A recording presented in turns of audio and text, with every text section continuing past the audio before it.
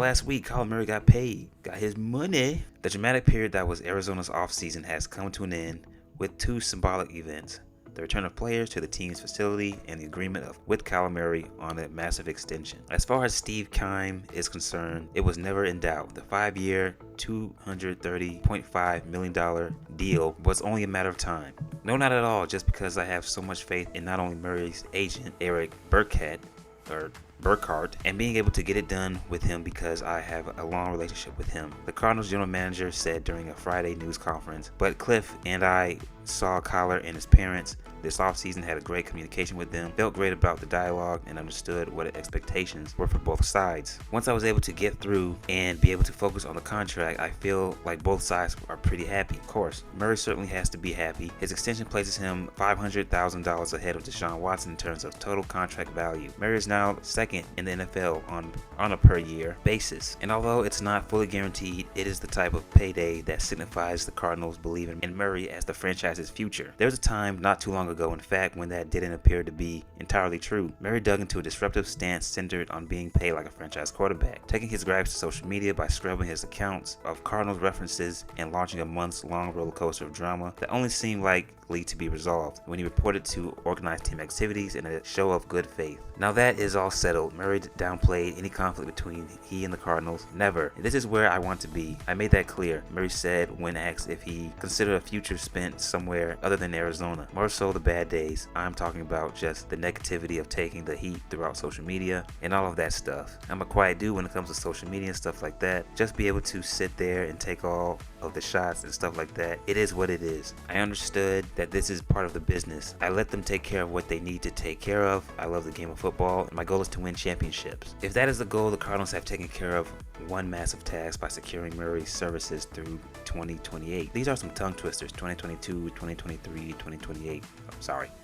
Now it's up to them to prove that their late season breakdowns in each of the last 2 years were nothing more than teaching moments in their preparation for future success. I personally feel like this is just the start, Murray said. I feel like the past 3 years we've been able to do a lot of great things. All we've done is go up. I've done a lot of great individual things, but again, for me, the goal is to win championships, and I feel like this is the start. I think with a lot of the reps and experiences that I've been able to go through these past 3 years will help bring along the rest of my guys. Well, I think as a collective we'll only be better from here on out. Arizona needs Murray to be more of a leader when the going gets tough, but it's not his responsibility alone. Murray also needs proper support and direction from the front office and coaching staff, which isn't likely to receive another free pass if they repeat the same struggles down the stretch for a third straight year. Murray's hoping what they've collectively experienced, notably a blowout loss to the Rams in last season's opening round of the playoffs, will prepare them to avoid the same pitfalls in 2022. That was an unfortunate way to end the season. Every great has gotten beat in a terrible way at one point or another. Murray said, to be able to feel that pain and that hurt, what could I have done differently? Going back and watching the game over and over again. Like I said, I've done nothing but learn from my mistakes throughout my life and my career, and hopefully the guys do too. It's crazy because everybody's trying to make it about the money. I know people aren't going to believe me, but I really don't do this for the money. I'm solely focused on football. The money part has been handled. Now it's up to Murray to prove the football on which he's focused to get enough to make a run at a title. All right, so Murray got paid. Let's give a round of applause to Kyler Murray, okay? Because I'll never hate on a guy for getting his money. Yes, clap it up, clap it up. All right, now I'm going to have to kind of shit on Murray for getting his money. More so the Arizona Cardinals for giving this guy all this money. Murray has been in the league for 3 years now, going into his fourth. And I've seen no growth, like no improvements to his game. It's pretty much the same style of football that he plays with year in and year out. That backyard football type of style where he's running around, going back 20, 25 yards in the pocket, trying to make people miss, running around with the football in one hand. His accuracy still is an issue. Although last season, at the beginning of the season, I thought he had finally was starting to take that step into being more of a potent passer, from throwing from the pocket, hitting receivers with accuracy and in stride. But then the playoffs came along and we saw what happened there. And I thought the success that he was having from the pocket started to dwindle. And in fairness to him, not having DeAndre Hopkins in the lineup hurt him as well. I think that a healthy DeAndre Hopkins can be the best receiver in the league. It's probably the best receiver in the league, in my opinion. I think you could make a case for that. And of course, the defense didn't help him out very much. And that offensive line failed him at times as well. So, of course, it's not all on him. And then, of course, you got the coach, Cliff Kingsbury, who I can't stand. His offensive scheme drives me nuts because he constantly has Kyler in the shotgun all the time. So, in fairness to Kyler, I think the coaching staff and the game plan isn't really helping him grow as a quarterback. But as far as Kyler is concerned, he's got to be able to deliver the football and be more of a potent passer and hit receivers on timing routes. Be able to get into a rhythm, not try to do too much with the football, okay? Learn when to give up on a play, all right? He's athletic enough to get outside the pocket, so throw the ball away, live to fight another down. That's my little 2 cents on the Kyler Murray situation, or the Kyler Murray contract situation. Moving on, Kyle Rudolph signs a 1-year deal with the Tampa Bay Buccaneers. Of course he does, because we got to make sure Tom Brady has another freaking high-quality target to throw to. I know I preach on this channel about football's a team sport, and I never criticize a player for having a team around him, because you do need a team to win a championship, but it's just annoying because Tom Brady gets credited for team success, just like every other quarterback that wins a freaking football game, and then when they lose, it's their fault. The Tampa Bay Buccaneers are signing tight end Kyle Rudolph to a 1-year deal, according to Adam Schefter, whatever his name is. Rudolph will have an opportunity to become Tom Brady's new security blanket, with Rob Gronkowski retiring this offseason. Rudolph, 32, is a former second-round pick of the Vikings back in 2011. He was entering the final year of his 5-year, $36,500,000 contract. Jesus, everybody got money. And set to make a base salary of $7,275,000 for the 2019 season, when he signed a 4-year, $36 million extension in 2019. Rudolph was set to make a base salary of $7.65 million, $65 million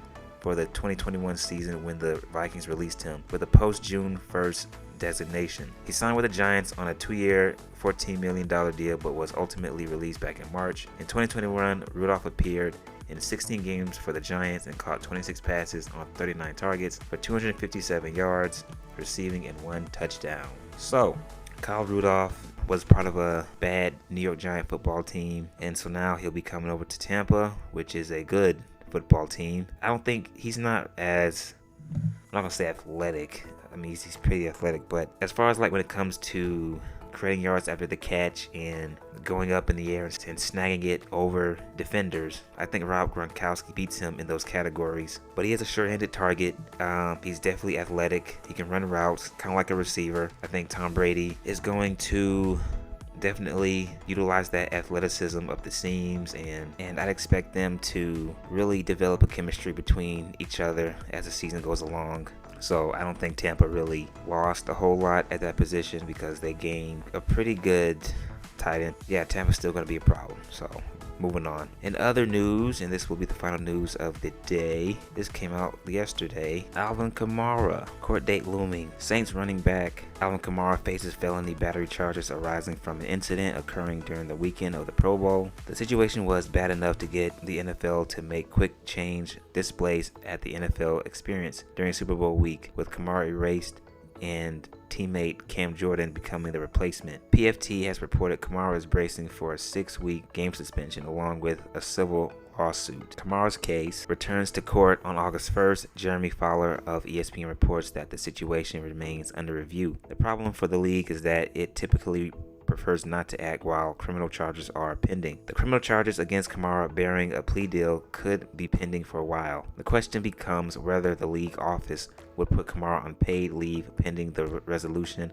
of the case. Consider the following language for the personal conduct policy regarding of one of the circumstances justifying placement of a player of the commissioner exempt the list. First, when a player is formally charged with a felony offense or a crime of violence, meaning that he is accused of having used physical force or a weapon to injure or threaten a person or animal, of having engaged in sexual assault by force or against a person who was incapable of giving consent, or having engaged in other conduct that poses a genuine danger to the safety or well-being of another person. Because the league typically waits to act until it has to do so, it's unclear whether paid leave is on the table. Based on the plain terms of the policy, it could be. The situation places extra pressure on Kamara to resolve the situation, perhaps by pleading guilty. If the case lingers and if paid leave happens, Kamara could, in theory, miss all or most of the season. Holy crap. The league ultimately has to ask whether the pending charges against Kamara would be a major distraction if he's allowed to play while the case proceeds. The alleged victim is a grown man, not a woman or child. The NFL may feel less concerned about letting Kamara play under these circumstances. Wait. The alleged victim is a grown man, not a woman or a child. The NFL may feel less concerned about letting Kamara play under these circumstances. So if it's a woman or child, which, there should be major consequences. But if it's a man, fuck it. He can still play, right? Regardless, some big decisions need to be made sooner or later, and maybe sooner. Alright, so I don't know much about the law and how much it works. All I know is that if you do something bad, you're going to get in trouble. So, from a football perspective, if Kamara can't go, that's going to be another blow to the Saints offense because they were already pretty shorthanded last season by not having Jared Cook and Michael Thomas. Alvin Kamara was their only legitimate offensive weapon that they had. From like a legal perspective, I don't know. He should pay for whatever he should get whatever he deserves. If he assaulted someone, beat the hell out of somebody, then he should get the how you say it. He should do the time that fits the crime. So that's my thoughts on that. My name is Life Sucks. Football season is right around the corner. I'll be ramping up football videos. Please leave a like, hit the notification button. Please subscribe. That is it. I am out.